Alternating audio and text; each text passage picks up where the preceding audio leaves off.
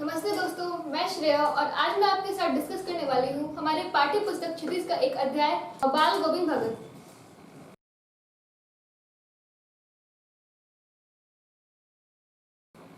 जो कि लिखा गया है राम वृक्ष बेनीपुरी जी के द्वारा। तो अपने चैप्टर की तरफ बढ़ने से पहले हम लेखक का थोड़ा परिचय जान लेते हैं। राम वृक्ष बेनीपुरी का जन्म बिहार के मुजफ्फरपुर जिले के बेनीपुर गांव में सन 1899 में हुआ। माता पिता का निधन बचपन में ही हो जाने के कारण जीवन के आरंभिक वर्ष अभावों, कठिनाइयों और संघर्षों में बीते। 10वीं तक की शिक्षा प्राप्त करने के बाद वो सन 1920 में राष्ट्रीय स्वाधीनता आंदोलन से सक्रिय रूप से जुड़ गए। कई बार जेल भी गए। उनका देहावसान सन 1968 में हुआ। 15 वर्ष की अवस्था में बेनीपुरी जी की रचनाएं पत्र पत्रिकाओं में छपने लगी। वे बेहद प्रतिभाशाली पत्रकार थे। उन्होंने अनेक दैनिक, साप्ताहिक एवं मासिक पत्र पत्रिकाओं का संपादन किया, जिनमें तरुण भारत, किसान मित्र, बालक, युवक, योगी, जनता, जनवाणी और नई धारा उल्लेखनीय है। गद्य की विविध विधाओं में उनके लेखन को व्यापक प्रतिष्ठा मिली। उनका पूरा साहित्य बेनीपुरी रचनावली के 8 खंडों में प्रकाशित है। उनकी रचना यात्रा के महत्वपूर्ण पड़ाव है पतितों के देश में, चिता के फूल, अम्बपाली, माटी की मूर्तें, पैरों में पंख बांधकर, जंजीरें और दीवारें आदि। उनकी रचनाओं में स्वाधीनता की चेतना, मनुष्यता की चिंता और इतिहास की युगानुरूप व्याख्या है। विशिष्ट शैलीकार होने के कारण उन्हें कलम का जादूगर कहा जाता है। बाल गोविंद भगत रेखा चित्र के माध्यम से लेखक ने एक ऐसे विलक्षण चरित्र का उद्घाटन किया है जो मनुष्यता, लोक संस्कृति और सामूहिक चेतना का प्रतीक है। वेशभूषा या बाह्य अनुष्ठानों से कोई सन्यासी नहीं होता। संन्यास का आधार जीवन के मानवीय सरोकार होते हैं। बाल गोविंद भगत इसी आधार पर लेखक को सन्यासी लगते हैं। यह पाठ सामाजिक रूढ़ियों पर भी प्रहार करता है। इस रेखा चित्र की एक विशेषता यह है कि बाल गोविंद भगत के माध्यम से ग्रामीण जीवन की सजीव झांकी देखने को मिलती है। इस चैप्टर में बेसिकली लेखक ने बताया है कि साधु होने का मतलब ये नहीं होता कि मतलब साधुत्व को धारण कर लिया जाए। सिर्फ साधुत्व को धारण करने ही साधु होने की पहचान नहीं है। साधु हम ईश्वर के द्वारा बताए गए मार्ग पर चलकर भी हम साधुत्व का पालन कर सकते हैं। उसके लिए जरूरी नहीं है मतलब जैसे हम अगर हमें साधु नाम बताया जाए और बोला जाए कि तुम इसको इमेजिन करो, तो हम बेसिकली क्या करेंगे? एक ऐसा आदमी जिसकी लंबी लंबी दाढ़ी हो, जो जटाएं रखता हो, घर से बिल्कुल अलग हो, अपनी गृहस्थी को छोड़ चुका हो, अपने परिवार से बिल्कुल अलग, ना उसका कोई घर हो, ना उसका कोई ठिकाना हो। ऐसे आदमी की कल्पना हम करें साधु के रूप में। लेकिन इसमें राम वृक्ष बेनीपुरी जी ने बिल्कुल इसके उल्टे बताया है कि साधु जरूरी नहीं कि वैसे ही हो, साधु और भी तरह के हो सकते हैं। तो हम बढ़ते हैं अपने चैप्टर की ओर। बाल गोविंद भगत मंझोले करके गोरे चिट्टे आदमी थे। 60 से ऊपर के ही होंगे। बाल पक गए थे। लंबी दाढ़ी या जटा जूट तो नहीं रखते थे, किंतु हमेशा उनका चेहरा सफेद बालों से ही जगमग किए रहता। कपड़े बिल्कुल कम पहनते। कमर में एक लंगोटी मात्र और सिर में कबीर पंथियों की सी कनपटी टोपी। जब जाड़ा आता एक काली कमली ऊपर से ओढ़े रहते। मस्तक पर हमेशा चमकता हुआ रामानंदी चंदन जो नाक के एक छोर से ही औरतों के टीके की तरह शुरू होता। गले में तुलसी की जड़ों की एक बेडौल माला बांधे रहते। अब चैप्टर की शुरुआत में लेखक बाल गोविंद भगत के अपीयरेंस मतलब बताते हैं कि उनका जो लुक था वो कैसा था।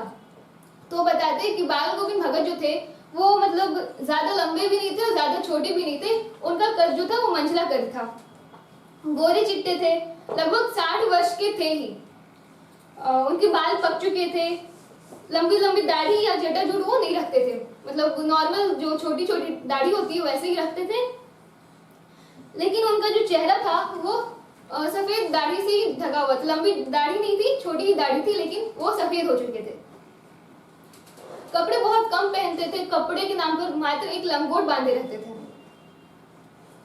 और सिर पर एक टोपी पहने रहते थे, कबीर पंथी की टोपी, यानी कि मतलब आपने देखा होगा कबीर जी की अगर पिक्चर आपने देखी होगी तो आपने ये नोटिस किया होगा कि कबीर टोपी पहना करते थे, जो मतलब जिनका मतलब जिस टोपी से कान मतलब दिखते रहते थे, वैसे नहीं कि कान पूरा ढका हुआ हो उस टोपी से, वैसे टोपी नहीं रहता था, बस सिर पे एक नॉर्मल टोपी रहता था जिससे कान भी दिखता रहता था।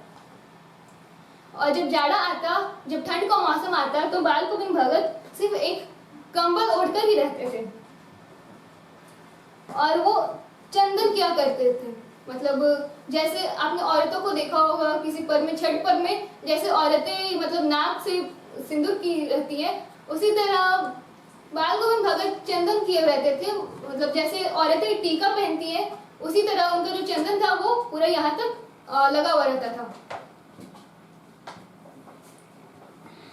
ऊपर की तस्वीर से यह नहीं माना जाए कि बाल गोविंद भगत साधु थे, नहीं, बिल्कुल गृहस्थ। उनकी गृहिणी की तो मुझे याद नहीं, उनके बेटे और पतोहू को तो मैंने देखा था। थोड़ी खेती बाड़ी भी थी, एक अच्छा साफ सुथरा मकान भी था।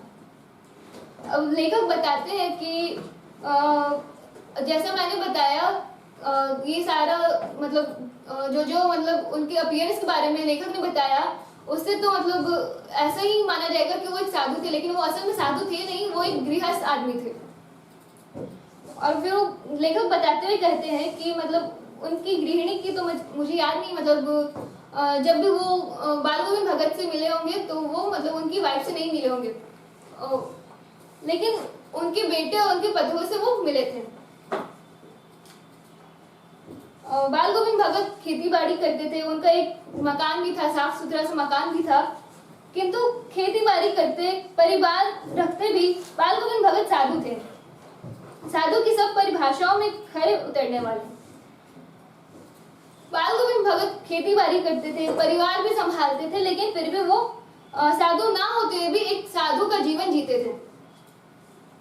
कबीर को साहब मानते थे, उन्हीं के गीतों को गाते, उन्हीं के आदेशों पर चलते। और बाल गोविंद भगत कबीर जी को ही अपना स्वामी मानते थे, उन्हीं के बताए हुए मार्ग पर चलते थे, उन्हीं के बताए हुए बातें वो मानते थे।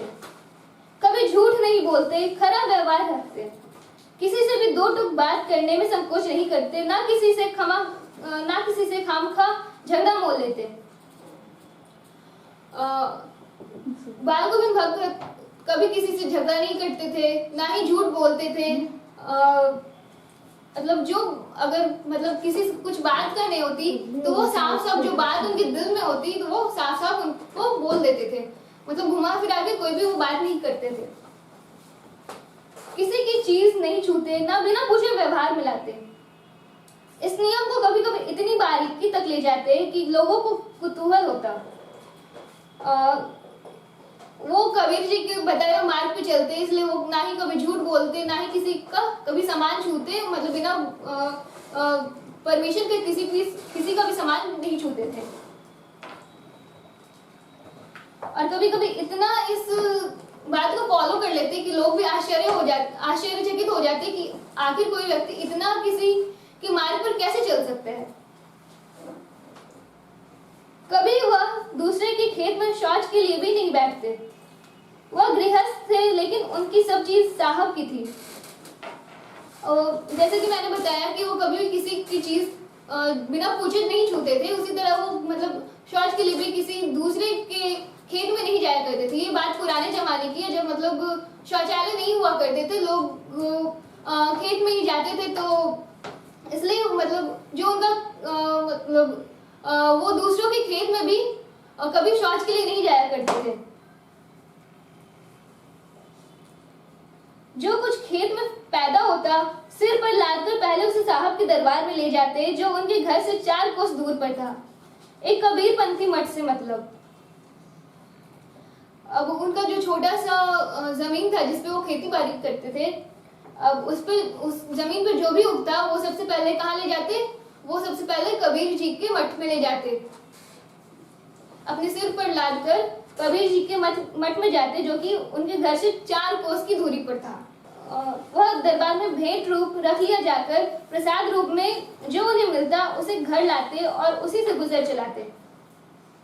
अब बाल गोविंद भगत जो क्या करते थे, मतलब उनके खेत में जितनी भी अनाज उगती थी उसे सबसे पहले जाकर कबीर मठ में दान कर देते। और फिर मतलब वहाँ भी लोग जो थे वो कबीर जी को ही फॉलो करते थे, तो वहाँ के भी लोग स्वार्थी नहीं थे कि मतलब जो ला के दिया गया सारा चीज रख ले। तो वो बाल गोविंद भगत को भी थोड़ा सा मतलब जो अनाज रहता वो प्रसाद के रूप में दे देते थे, और वही प्रसाद को वापस लाकर अपना जो जीवन था वो बाल गोविंद भगत उतने ही प्रसाद से चलाते थे।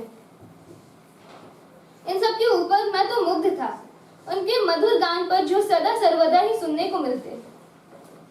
कबीर के वे सीधे साधे पद जो उनके कंठ से निकलकर सजीव हो उठते। अब लेखक बता रहे थे कि उनके जो ये सब मतलब बातें थी उनकी, ये उनको देखकर लेखक को बहुत ही अच्छा लगता था। वो उनकी इन बातों पर बिल्कुल मुग्ध हो चुके थे।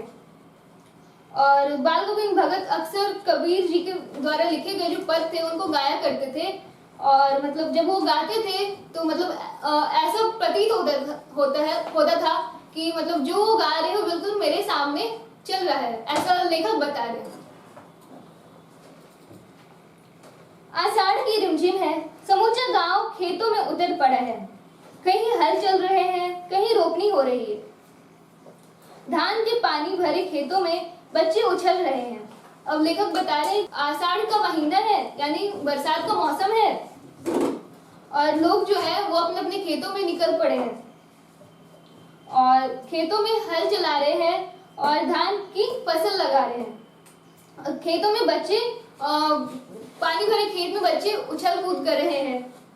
औरतें कलेवा लेकर मेड़ पर बैठी हैं, और जो औरतें हैं वो मतलब कलेवा यानी कि भोजन लेकर मेड़ पर बैठी हुई है। आसमान बादल से घिरा, धूप का नाम नहीं, ठंडी पुरवाई चल रही।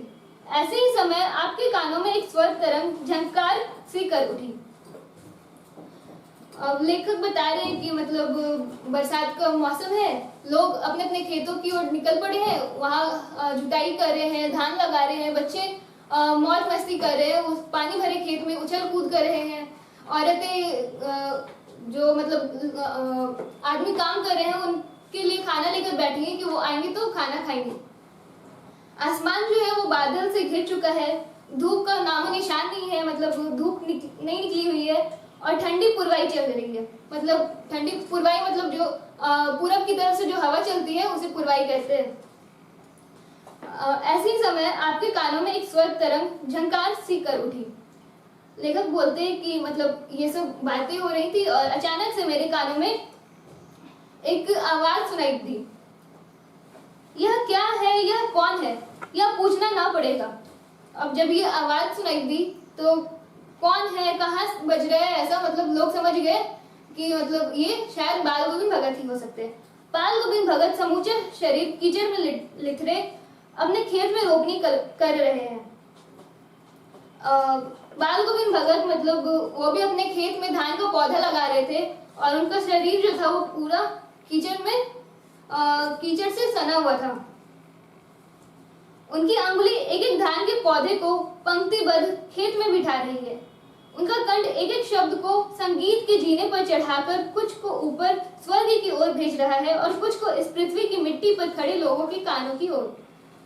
अब लेखक बता रहे हैं कि जैसे बाकी लोग अपने खेत में धान का पौधा रोप रहे हैं, बिल्कुल उसी तरह बाल गोविंद भगत जी भी अपने खेत में धान का पौधा बिल्कुल पंक्तिबद्ध मतलब एक सीरीज में लगा रहे हैं और अपने मुंह से संगीत भी निकाल रहे हैं, जिसे सुनकर मतलब ऐसा लग रहा है कि कुछ संगीत के जो सुर है वो बिल्कुल मतलब स्वर्ग की तरफ जा रहे हैं, मतलब भगवान को वो समर्पित करके गा रहे हैं। और कुछ ऐसा लग रहा है कि लोगों के कान तक भी उस संगीत की आवाज पहुंच रही है। बच्चे खेलते हुए झूम उठते हैं, मेड़ पर खड़ी औरतों के होठ कांप उठते हैं, वे गुनगुनाने लगती हैं, हलवाओं के पैर ताल से उठने लगते हैं, रोपनी करने वालों की अंगुलियां एक अजीब क्रम से चलने लगती हैं।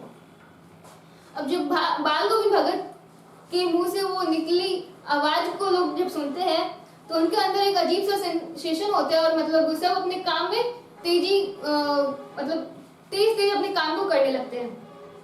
हम भी जब मतलब किसी काम को करते करते म्यूजिक सुनते हैं तो हमारे अंदर भी एक अजीब सी एनर्जी आ जाती है जिससे हमारा काम भी जल्दी जल्दी हो जाता है। तो उसी तरह जब बाल गोविंद भगत ने गाना शुरू किया तो बच्चों के अंदर भी स्फूर्ति आ गई, वो भी मतलब उछल कूद और तेजी से करने लगे।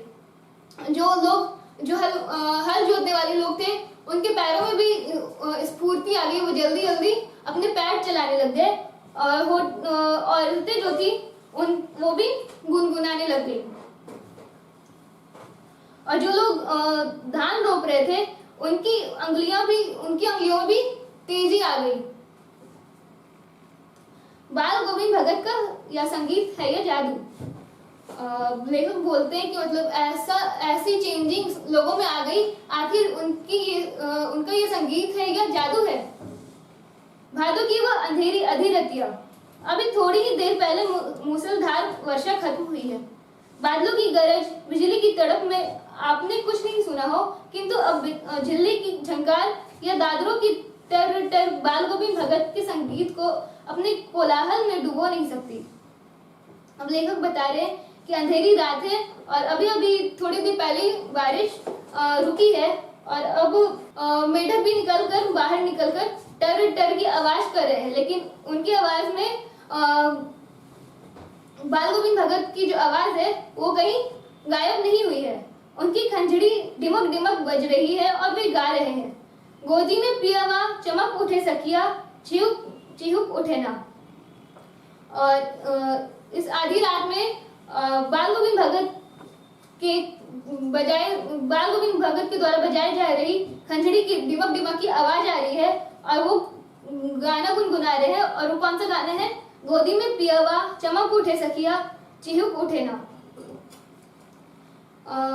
हाँ, पिया तो गोद में ही है, किंतु वह समझती है वह अकेली है। चमक उठती है, चिहुक उठती है। अब लेखक बताते हुए कहते हैं उस गाने का मतलब कि, और गाना जो वो गा रहे हैं उनके बोल क्या है? गोदी में पियावा चमक उठे सखिया, चिहुक उठे ना। वह ऐसे पंक्तियों वाले गाने गा रहे हैं जो मतलब सबको आनंद दे सके, मतलब सबको अच्छा लगे, वैसे गाने वो आधी रात को गा रहे हैं। उसी भरे बादलों वाले भादों की आधी रात में उनका यह गाना अंधेरे में अकस्मात कौंध उठने वाली बिजली की तरह किसे ना चौंका देता। अब वो भादों के महीने में आधी रात को मतलब बारिश हो रही है, उसके बाद बिजली चमक रही है, तो फिर और आधी रात में उनका गाना किसी को भी आश्चर्यचकित कर सकता था। सब लोगों की नींद खुल गई और उन्होंने मतलब देखा कि ओ बाल गोविंद भगत इतनी आधी रात को गाना गा रहे हैं। अरे अब सारा संसार स्तब्धता में सोया है, बाल गोविंद भगत का संगीत जाग रहा है, जगा रहा है। तेरी गठरी में लागा चोर, मुसाफिर जाग जरा। फिर लेखक बताते हैं कि मतलब पहले गाने के खत्म होने के बाद बाल गोविंद भगत ने दूसरा गाना शुरू किया, क्या? तेरी गठरी में लागा चोर, मुसाफिर जाग जरा। और इतनी आधी रात को बाल गोविंद भगत गाना गा रहे हैं जब सारा संसार सन्नाटा है और सोया हुआ है। इसके बाद की विवेचना मोहित से सुनते हैं। धन्यवाद। नमस्ते दोस्तों, मैं मोहित अब बाल गोविंद भगत कहानी के बचे भाग को आगे लेकर चलता हूँ। कार्तिक आयन है कि बाल गोविंद भगत की प्रभातियां शुरू हुई जो फागुन तक चला करती। इन दिनों वो सवेरे ही उठते, ना जाने किस वक्त जगकर वो नदी स्नान को जाते, गांव से 2 मील दूर। तो राम वृक्ष बेनीपुरी कहते हैं कि कार्तिक के महीने आते ही बाल गोविंद भगत सुबह उठकर रोज गाना गाना शुरू कर देते थे और ये कार्तिक के महीने से फागुन के महीने तक वो लगातार सुबह ही गाना गाते थे। और इस ठंड में भी वह ना जाने किस समय सुबह उठकर 2 मील दूर नदी स्नान को जाया करते थे। वहां से नहा धोकर लौटते और गांव के बाहर ही पोखरे के ऊंचे भिंडे पर अपनी खंजड़ी लेकर जा बैठते और अपने गाने टेरने लगते। जब बाल गोविंद भगत नदी स्नान करके वापस लौटते, गांव के बाहर एक पोखर था, उसके सबसे ऊंचे चबूतरे पर अपनी खंजड़ी लेकर गाना गाना शुरू कर देते थे। मैं शुरू से ही देर तक सोने वाला हूँ, किंतु एक दिन माँ की उस दांत किटकिटाने वाली भोर में भी उनका संगीत मुझे पोखर पर ले गया था। अभी आसमान के तारों के दीपक बुझे नहीं थे। हाँ, पूरब में लोही लग गई थी जिसकी लालिमा को शुक्र तारा और बढ़ा रहा था। तो राम वृक्ष बेनीपुरी शुरू से ही देर उठने वाले में से थे, मतलब सुबह जल्दी नहीं उठा करते थे। लेकिन जब वो उस गांव में थे तो एक दिन बाल गोविंद भगत के मधुर गीत उनको ना जाने किस तरह उनके पास ले गया। और उस समय जब वो गीत गा रहे थे बाल गोविंद भगत, तो उसमें अच्छा से सुबह भी नहीं हुआ था। आसमान के मतलब तारे भी गए भी नहीं थे। खेत, बगीचा, घर सब पर कुहासा छा रहा था। सारा वातावरण अजीब रहस्य से आवृत मालूम पड़ता था। अभी इस क्षण में सब जगह कुहासा छाया हुआ था, कुछ दिख नहीं रहा था अच्छा से। लेकिन और इस रहस्यमय वातावरण में भी बाल गोविंद भगत अपना गाना गा रहे थे। उस रहस्यमय वातावरण में एक कूस की चटाई पर पूरा मुंह काली कमली ओढ़े बाल गोविंद भगत अपनी खिचड़ी लिए बैठे थे। और उस कुहासा वाले वातावरण में कूस की चटाई पर बाल गोविंद भगत पूरा की ओर मुंह करके बैठे थे और अपनी खंजड़ी लेकर गाना गा रहे थे। उनके मुंह से शब्दों का तांता लगा था।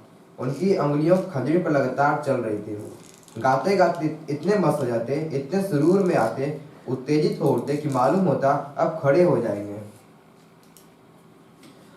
और वे गाने में इस प्रकार खो जाते कि लगता कि वे मतलब गाने में पूरी तरह खो जाते थे और लगता था कि अब कुछ देर में खड़ा होके और मस्ती से गाने लगेंगे। और उनकी उंगलियां उनके खंजरी पर लगातार चलती रहती थी। कमली तो बार बार सिर से नीचे सरक जाती। मैं जाड़े से कपकपा रहा था, किंतु तारे के छाप में भी उनके मस्तक से श्रम बिंदु जब तब चमक ही पड़ते। और बाल गोविंद भगत जो कंबल ओढ़े हुए थे वो बार बार उनके शरीर से सिरक जा रहा था।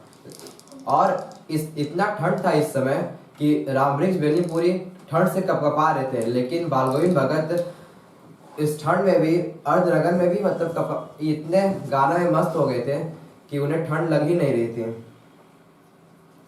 गर्मियों में उनकी संध्या कितनी उमस भरी शाम को ना शीतल करती है। अपने घर के आंगन में आसन जमा बैठते, गांव के उनके कुछ प्रेमी में जुट जाते हैं। और जब गर्मी के महीने होते तब जब शाम को उमस होती, तब ना जाने कितने उमस सांझ को बाल गोविंद भगत अपने गीतों से शीतल कर देते थे। बाल गोविंद भगत अपने घर के आंगन में बैठ जाते थे और उनके कुछ चहेते जो उनके गाने सुनने को आतुर होते थे वे उनके आंगन में आते थे। खंजड़ियों और करतालों की भरमार हो जाती। एक पद बाल गोविंद भगत कह जाते, उनकी प्रेमी मंडली उसे तिहराती। और फिर बाल गोविंद भगत अपने गीत के साथ साथ खंजड़ियों को भी बजाते थे। और जब बाल गोविंद भगत कबीर के एक दोहे को कहते थे तो पीछे से उनके जो प्रेमी जो गाना सुनने आते थे वे भी उस पद को दोहराते थे, तिहराते थे। धीरे धीरे स्वर ऊंचा होने लगता है, एक निश्चित ताल, एक निश्चित गति से। उस ताल स्वर के चढ़ाव के साथ श्रोताओं के मन भी ऊपर उठने लगते। धीरे धीरे मन तन पर हावी हो जाता। जब बाल गोविंद भगत गाना गाने लगते थे तो उनका धीरे धीरे स्वर ऊंचा होने लगता है, एक निश्चित ताल, एक निश्चित गति से। उस ताल स्वर के चढ़ाव के साथ श्रोताओं के मन भी ऊपर उठने लगते। धीरे धीरे मन तन पर हावी हो जाता। होते होते एक क्षण ऐसा आता कि बीच में खंजरी लिए बाल गोविंद भगत नाच रहे हैं और उनके साथ ही सबके मन और तन नृत्यशील हो उठे। सारा अंगन नृत्य और संगीत से ओतप्रोत है। बाल गोविंद भगत गाना गाते गाते उनका गाना का सुर धीरे धीरे ऊंचा होने लगता था और वे गाने में इतने मशगूल हो जाते थे कि वे कुछ समय बाद वो खंजरी लेकर नाचने तक लगते थे। और फिर और जितने भी लोग वहां पर होते थे उन लोगों के तन और मन में नृत्यशील हो उठता था। उस समय उनका जो आंगन होता था पूरा संगीत से ओतप्रोत होता था, मतलब सबके मन में सिर्फ संगीत ही चलता था। बाल गोविंद भगत की संगीत साधना का चरम उत्कर्ष उस दिन देखा गया जिस दिन उनका बेटा मरा। इकलौता बेटा था हुआ, कुछ सुस्त और बोधा सा था, किंतु इसी कारण बाल गोविंद भगत उसे और भी मानते हैं।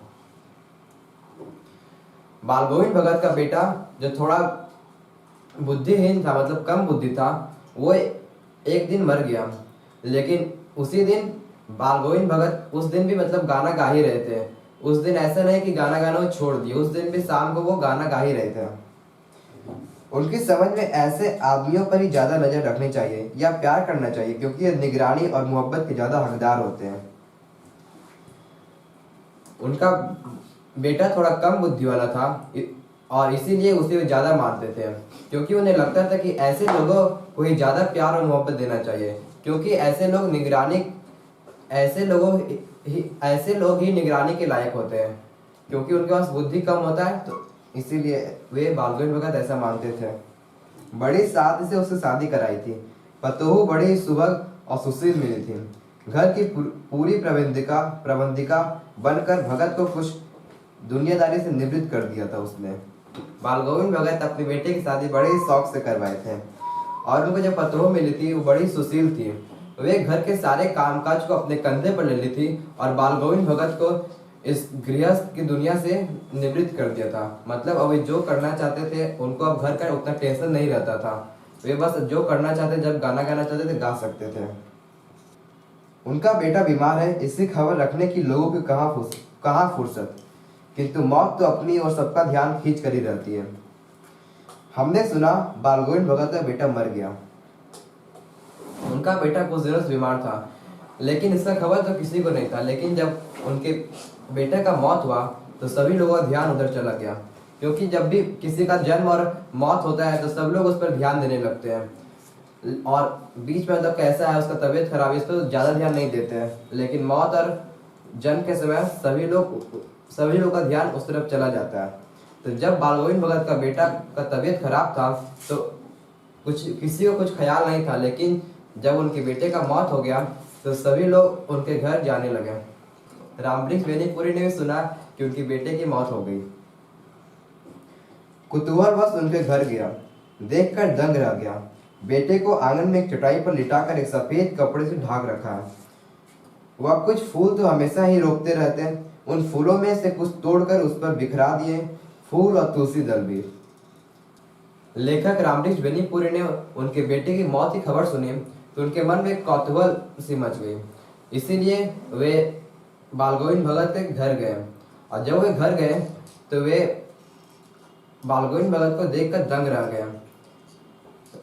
बालगोविंद भगत अपने बेटे को एक सफेद चादर से उड़ाकर अपने आंगन में रखे हुए थे और कुछ जो फूल वो हमेशा रोकते थे उनका कुछ फूल उन पर चढ़ा दिए थे।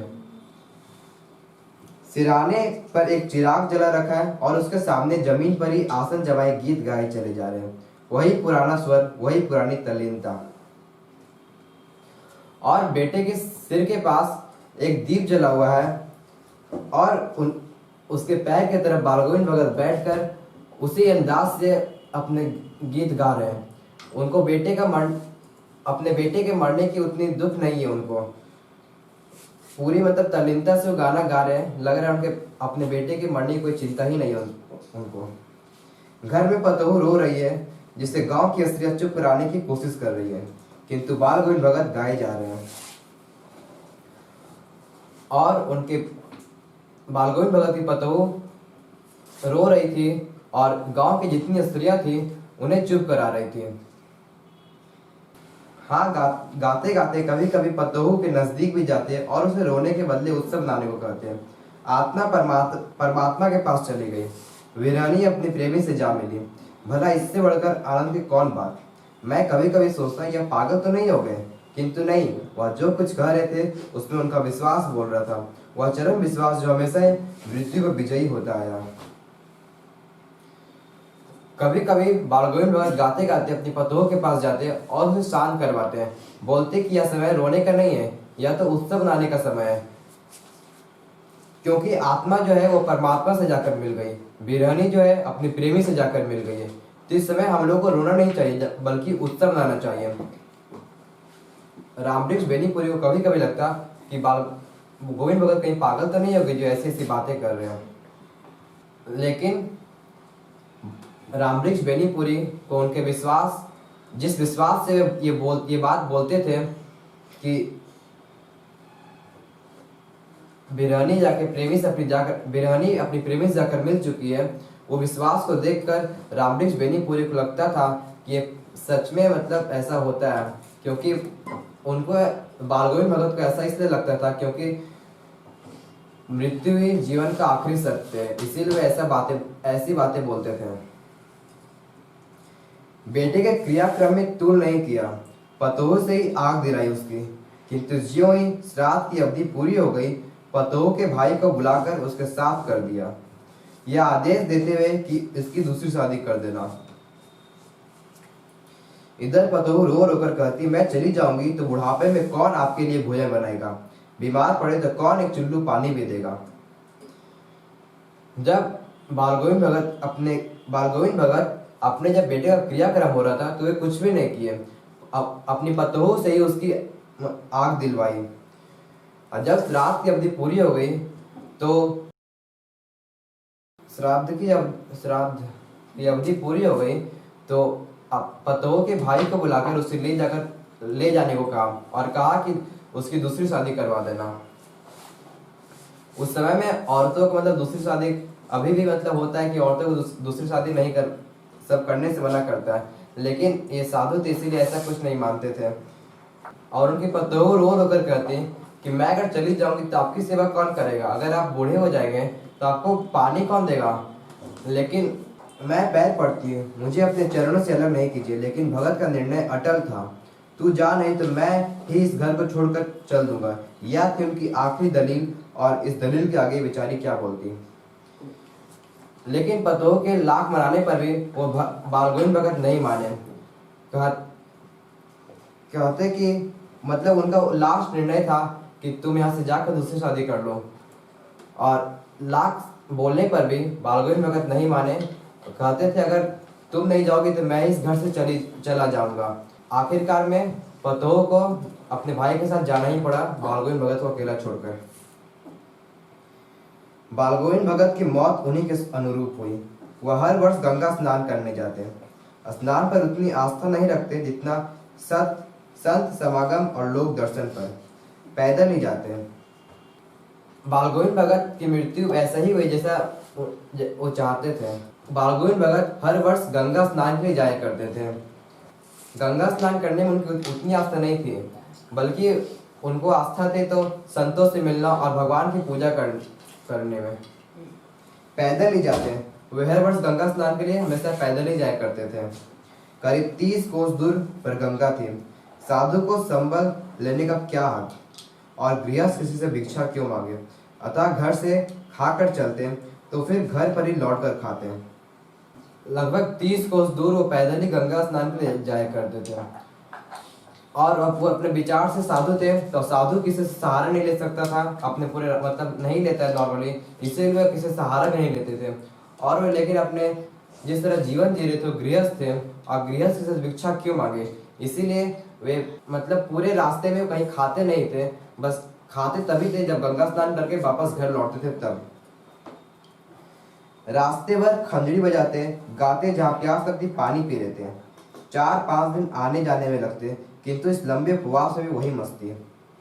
और वे रास्ते भर अपनी खंजड़ी को बजाते चलते थे, और जहाँ प्यास लगती थी पानी पी लिया करते थे। और उस पूरे यात्रा को वो करने 4-5 दिन लगता था, लेकिन इस 4-5 दिन के उपवास में भी उनमें वही तल्लीनता से गाना गाया करते थे। उनका उत्साह कम नहीं होता था गाना गाने में। अब बुढ़ापा आ गया था, किंतु टेक वही जवानी वाली। इस बार लौटे तो तबीयत कुछ सुस्त थी। खाने पीने के बाद ही तबीयत नहीं सुधरी, थोड़ा बुखार आने लगा, किंतु नेम व्रत छोड़ने वाले नहीं थे। अब बालगोविंद भगत बूढ़ा हो चुके थे, लेकिन मतलब जवानी जैसे ही काम करते थे। जब इस बार गंगा स्नान से वापस लौटे तो उनकी तबीयत कुछ खराब हो गई थी। जब खाना खाने के बाद भी उनकी तबीयत में कुछ सुधार नहीं हुई। वही दोनों जून गीत, स्नान ध्यान, खेती बाड़ी देखना दिन दिन खींचने लगे। लोगों ने नहाने धोने से मना किया, आराम करने को कहा, किंतु हंसकर टाल देते थे।